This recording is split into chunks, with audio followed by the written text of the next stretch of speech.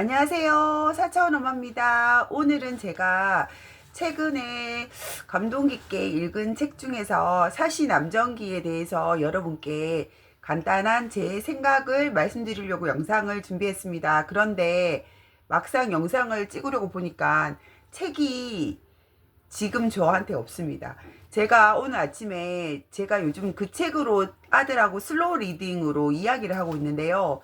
그 책을 오늘 아침에 학교 가서 꼭 읽으라고 책가방에 넣어서 보냈습니다. 그래서 책이 지금 저한테 없고 제가 그냥 기억나는 대로 이야기로 영상을 찍도록 하겠습니다. 사시남정기 들어보셨죠? 그 책은 김만중이라는 학자가 숙종 때 인현왕후를 폐위시키는 것을 반대하다가 귀향을 가서 인현왕후와 숙종과 장희빈의 이야기를 소설로 쓴 내용입니다. 근데 제가 그 책을 읽으면서 인상 깊었던 거는요, 인현왕후를 우리가 다 알다시피 굉장히 어질고 훌륭한 왕후였다고 기억하고 있잖아요. 그런데 거기 사시남정기에 나오는 사시 역시 착하고 어진데 남편 유연수랑 10년 동안 살면서 부부 정은 좋았는데 아이가 없었습니다. 그래서 이제 그 유연수 남편에게 첩을 들여서 그 아이를 놓으면 어떻겠냐고 얘기를 했습니다. 그런데 제가 생각할 때는 현대에서는 좀 있을 수 없는 일이잖아요. 만약에 저나 여러분이 남편과 결혼을 했는데 그 둘 사이에서 아이가 생기지 않는다고 그 둘째 부인을 맞이해서 아이를 놓는 게 어떠냐고 남편한테 여러분은 제안할 수 있나요? 저는 그 책을 읽으면서 그런 첩 문화를 알고는 있었지만 도저히 좀 그 부분이 이해가 안 됐고 화가 났습니다. 그런데 인현왕후를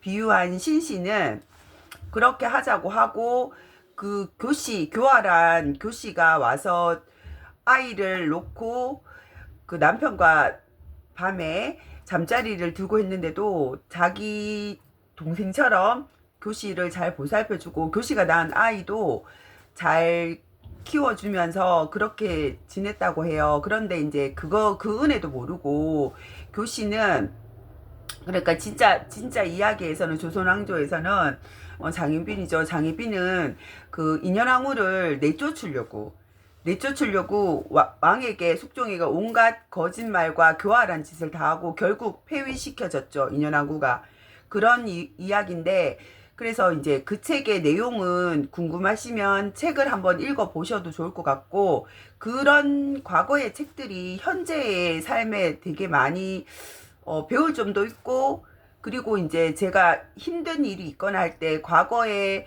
역사적 인물이 한 행동이나 그런 상황에서 제가 어떻게 대처를 해야 될지를 좀 많이 배웠거든요. 근데 이번에도 그 책을 읽으면서 결국은 그 책에 사시남정기에 그 유연수라는 유연수라는 한림은 벼슬이거든요. 그 벼슬을 얻은 양반의 고모가 있는데 고모가 이름이 유두라고 유두 부인이에요. 그래서 그 부인이 제가 봤을 때는 김만중이 유두 부인을 통해서 자기 생각을 책에 쓴 것 같은데 그 유두 부인이 이렇게 말했어요.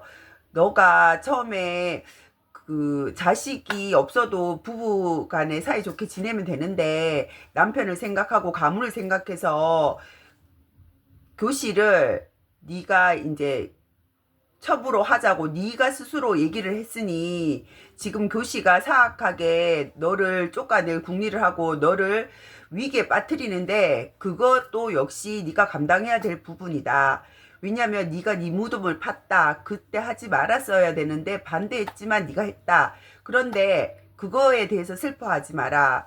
왜냐하면 유관순 열사나 훌륭한 인물들도 시대로 잘못 만나서 죽임을 당하고 그렇게 공격이 빠졌지만 진실은 반드시 밝혀진다. 네가 어질고 착하니까 너의 그 착한 마음이 세상에 알려질 거고, 너의 남편 역시, 유연수 역시 너의 그 마음을 깨닫게 될 것이니 잘 버텨라. 이렇게 얘기한 구절에서 제가 되게 조금 마음이 좀 아팠거든요. 왜냐면 저도 진짜 힘든 시기가 있고 다 몰라주고 어, 진짜 말로 할 수 없을 정도로 제 편은 없는 것 같고, 제가 이제 사춘기 때 5년 동안 저희 딸 때문에 힘들 때도 어디 한 곳에 말할 수도 없고, 그 모든 것이 내가 아이를 잘못 키운 것처럼 돼버리니까 참 힘들었습니다. 근데 제가 그때 버티자.